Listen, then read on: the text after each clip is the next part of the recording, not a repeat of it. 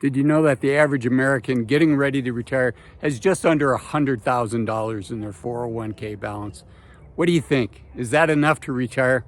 Let's go for a walk and I'll share with you my thoughts on it, right? And the first place we got to start is 401k balances are not all of the retirement savings that the average American has, right? So let's call it $100,000 in a 401k balance. The actual number for 55 to 64-year-olds is $89,000. And the average number for 401k balances for people 65 and older is right around the same amount, 88,000. So let's call it 100,000. We're going to do some high-level math here. So 100,000 in your 401k. Again, that's not everything that you have for your retirement. So let's be generous and say that is 1/3 of the amount of money that you have for retirement. So let's call it $300,000. I'm sorry, I should have been saying all along the median American. So let's say $300,000 is what the median American has for retirement. And I think that's being super generous. So is that enough to retire? Well, it depends, right? It depends on what your other sources of cash flows are. But let's assume it's an average American that has no pension, right? Pensions are getting rarer and rarer every decade. And there's very few people out of government, other than government employees, municipality employees, maybe university employees. Outside of that, and some private corporations, there are no pensions anymore for the most part. So let's say that's you're going to live off of your savings and your Social Security. Well, if that's the case, you've got $300,000. Let's just, for the sake of easy math, use Benson's 4% rule. So 4% of $300,000 is $12,000. Let's call it $1,000 a month. And the average Social Security, this is according to bankrate.com in February of 2023, so very recent data. The average Social Security check in the United States is $1,693.88. So let's call that $1,700 a month, right? So between the $1,000 a month that somebody with $300,000 in investments has available to them, right? The 4% of $300,000, $12,000. Now you got about $2,700 a month. You know, that's going to be really, really tight. So I'm going to share with you what some solutions are, what people should be thinking about if they're in that situation. But before I go there, I have a favor to ask. If you're enjoying this video so far, hit the like button. As the kids say, thumbs for likes and subs for love, and comments for Azul. I love reading your comments, so leave me a comment, please. Okay, so what can you do if you find yourself in this situation, right? Let's say you've got 10 years until you retire. You know, the good news is I think you can increase your cash flows by about 40% if you're in this situation. And that's a big, big difference.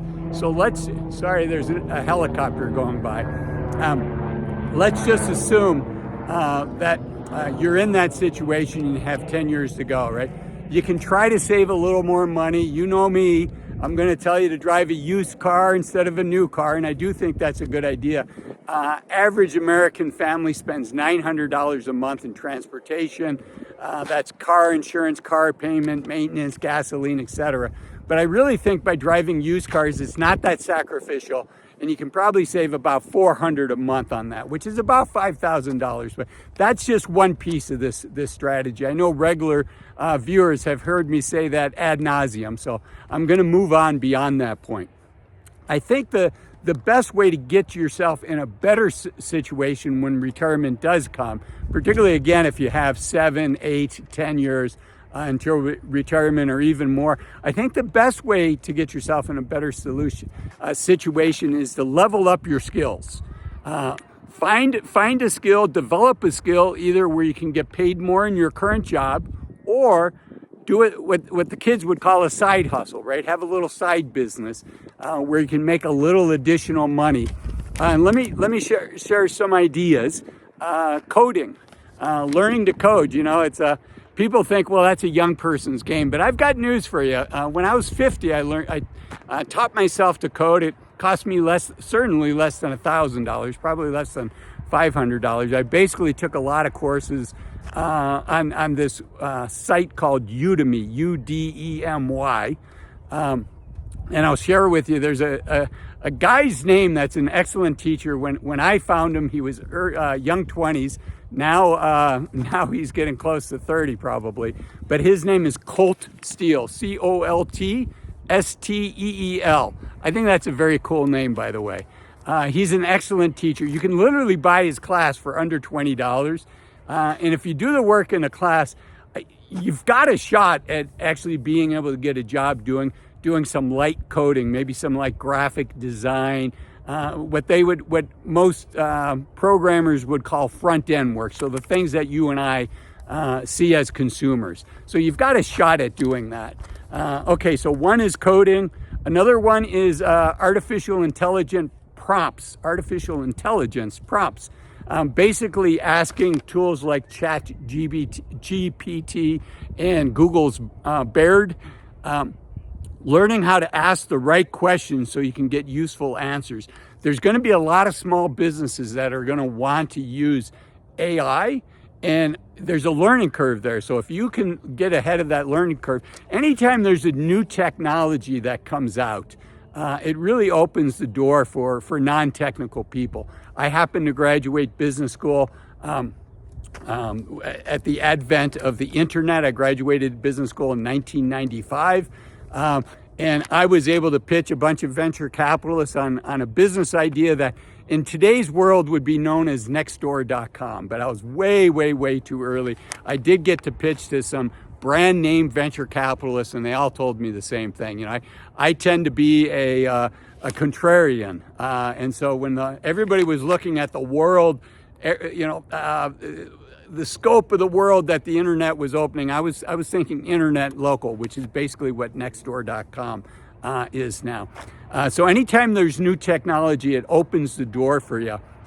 And I think AI prompts is a good one. It doesn't take that long to get good at that, and it's pretty valuable work, particularly as a side hustle. All these things, I'm thinking, can you make $1,000 a month? And I think many of these ideas you can.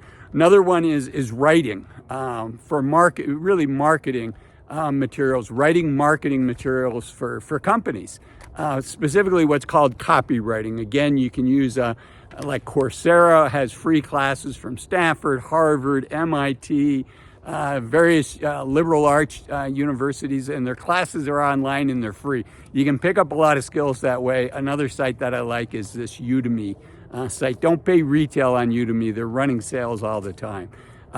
Speaking of sales, learning how to sell is another skill that I think a lot of us can pick up. And if you can learn how to sell, if you can help your company sell more services, sell more products, you're going to get paid more because you're going to be more valuable to the company.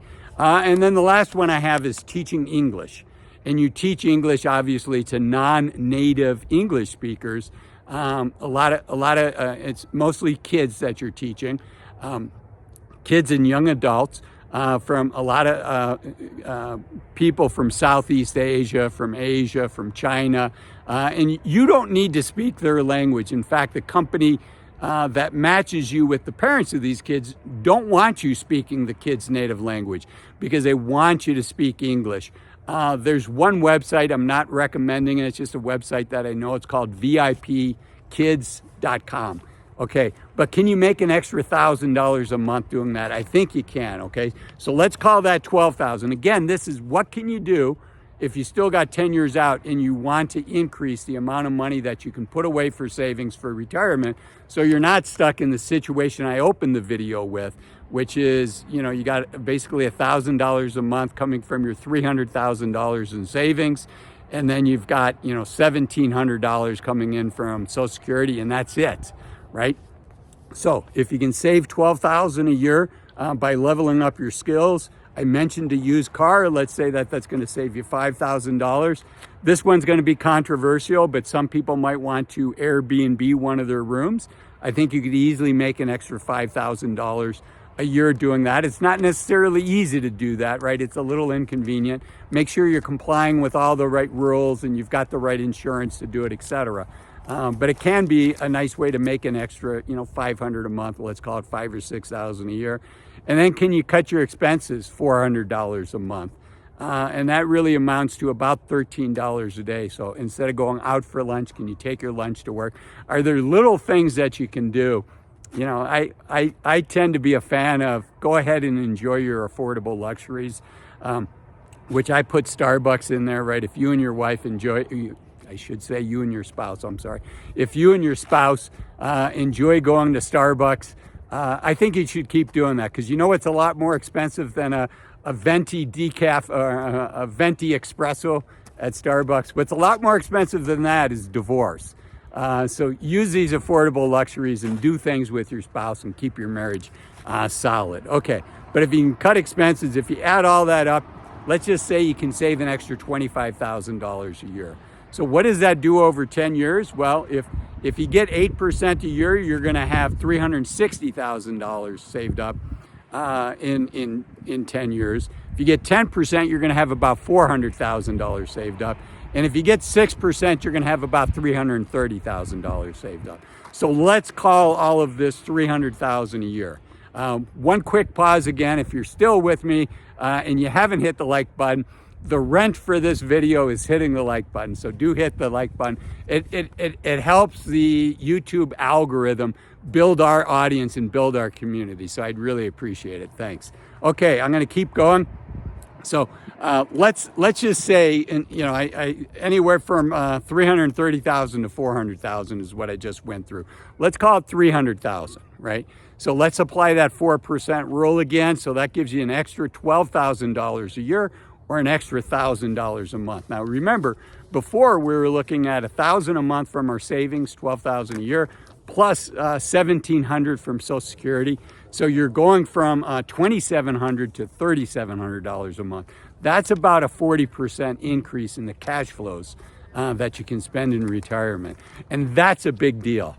So again, if you think that's a big deal as well, leave me a thumbs up, leave me a comment in the comment section. I really do enjoy that. And if you enjoyed this video, I know you're going to enjoy this video over here where I talk about the average retirement income, that the average retiree over 65, how much income do they have? We just came up with a strategy where you could be spending about $3,800 a month. How does that compare to other people? That video will share it with you. And this video over here is one of my most popular videos. It's 5 reasons to retire as soon as you can. Thanks for watching. Bye-bye.